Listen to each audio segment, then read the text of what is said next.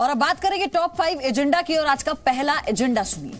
Mission 2019 की बात है, जिसके तहत प्रधानमंत्री नरेंद्र मोदी आज पश्चिम बंगाल पहुंच रहे हैं, जहां 2 रैलियों को संबोधित करेंगे। लेकिन रैली से पहले पीएम के पोस्टर्स फाड़ दिए गए हैं, टीएमसी के पोस्टर्स लगा दिए गए हैं। टीएमसी के वर्कर पर बीजेपी कार्यकर्ताओं ने मारपीट का आरोप भी लगाया है। तो ये हुआ पहला एजेंडा। दूसरा ये है, सीबीआई डायरेक्टर के नाम का ऐलान आज हो सकता है। सूत्रों के मुताबिक आज दोपहर 12 बजे के बाद नाम का ऐलान हो सकता है। रजनीकांत मिश्रा का नाम लगभग तय माना जा रहा है और शुक्रवार को पीएम मोदी की अध्यक्षता में चयन समिति की बैठक हुई थी। तीसरा एजेंडा सुनिए। प्रयागराज कुंभ में हुई धर्म संसद की, जिसमें साधु संतों ने एक बार फिर मोदी सरकार पर भरोसा जताया है और ये ऐलान किया है कि राम मंदिर के लिए नए चरण से शुरुआत नहीं की जाएगी। और आज का चौथा एजेंडा यह है कि जम्मू कश्मीर से है, जहां सुरक्षा बलों के एक्शन से आतंकियों में ऐसा डर समाया कि अब वो बेगुनाहों का कत्ल कर रहे हैं। आतंकियों ने मुखबिरी के शक में 25 साल की इशरत की गोली मारकर हत्या कर दी। इस पर विस्तार से आगे बात करेंगे। पांचवा और आखिरी एजेंडा सुनिए, जिसमें आम जनता के लिए किए गए सरकार के वादे ने विरोधियों की मुश्किलें बढ़ा दी हैं। किसान से लेकर आम आदमी तक हर किसी को खुश करने वाले इस बजट के बाद अब सवाल यह है कि क्या जनता के साथ मोदी का महागठबंधन तैयार हो गया है? ये सारी खबरें विस्तार से दिखाते हैं। पीएम मोदी आज पश्चिम बंगाल से चुनाव प्रचार की शुरुआत करेंगे। पहली रैली दोपहर 12 बजे नॉर्थ 24 परगना के ठाकुरनगर में होगी। दूसरी रैली दुर्गापुर में होनी है, जहां रैली से पहले पीएम के पोस्टर्स ही फाड़ दिए गए। आरोप टीएमसी के कार्यकर्ताओं पर लगा है। बीजेपी कार्यकर्ताओं ने टीएमसी पर मारपीट का आरोप भी लगाया है।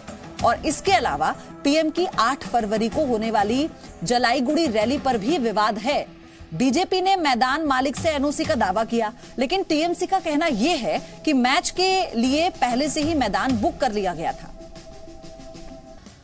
अगला एजेंडा सुनिए अब आप। आज सीबीआई डायरेक्टर के नाम का ऐलान भी हो सकता है। सूत्रों के मुताबिक आज दोपहर 12 बजे के बाद नाम का ऐलान हो सकता है। रजनीकांत मिश्रा का नाम लगभग तय माना जा रहा है। रजनीकांत मिश्रा 1984 यूपी बैच के अधिकारी हैं। वो फिलहाल बीएसएफ के डीजी हैं। शुक्रवार को पीएम मोदी की अध्यक्षता में चयन समिति की बैठक हुई थी। सीबीआई डायरेक्टर के लिए आईपीएस अधिकारी जावेद अहमद, रजनीकांत मिश्रा, एसएस देसवाल और शिवानंद झा के नामों पर चर्चा हुई। विश्व हिंदू परिषद की धर्म संसद ने अयोध्या से जुड़ी केंद्र सरकार की अर्जी का स्वागत किया है। धर्म संसद के दूसरे और आखिरी दिन वीएचपी ने 4 प्रस्ताव पारित कर गैर विवादित जमीन को वापस करने के केंद्र सरकार की कोशिशों को सही बताया। वीएचपी ने यह भी कहा कि सुप्रीम कोर्ट राम मंदिर पर रोजाना सुनवाई कर अगले 2 से 3 महीने में फैसला दे। बीजेपी सांसद सुब्रमण्यम स्वामी ने कहा है कि सरकार के पास साधु संतों को विवादित जमीन देने का अधिकार है। वहीं जम्मू कश्मीर में आतंकी रोज मारे जा रहे हैं और यही वजह है कि वो अब उन लोगों को भी निशाना बना रहे हैं जो सुरक्षा बलों के साथ नजर आ रहे हैं।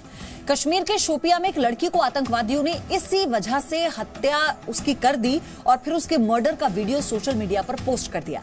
मकसद साफ है, आतंकी आम लोगों में और ज्यादा दहशत फैलाना चाहते हैं कि जो उनके साथ नहीं, जिंदगी अब उनके साथ नहीं।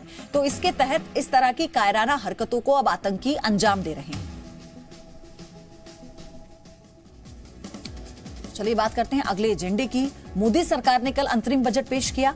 नौकरी पेशा लोगों को इसमें बड़ी राहत दी गई। 5 लाख तक की इनकम वाले 3 करोड़ करदाताओं की आय टैक्स फ्री कर दी गई है।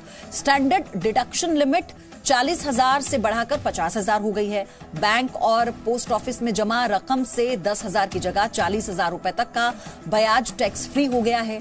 किराए से होने वाली आय पर टीडीएस कटौती की सीमा 1,80,000 से बढ़ाकर 2,40,000 हो गई है। तो ये तमाम तरह की महत्वपूर्ण बातें हैं जो इस बजट में पेश की गई।